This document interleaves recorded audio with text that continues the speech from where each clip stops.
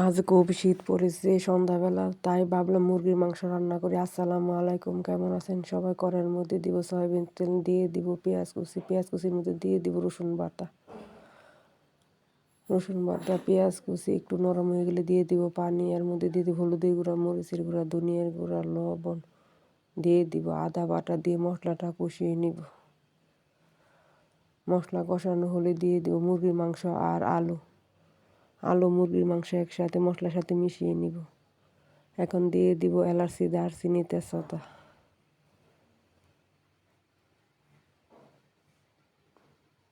দিয়ে দেব একটু জিরা বাটাটা মুরগির মাংসের সাথে মিশিয়ে নিব। মুরগির মাংস কষানো হয়ে গেছে, দিয়ে দিব পানি দিয়ে একটু নাড়িয়ে নিব।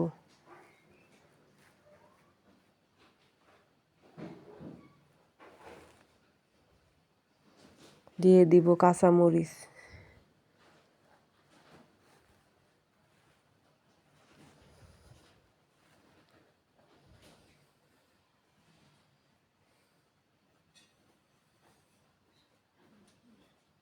মুরগির মাংস রান্না হয়ে গেছে।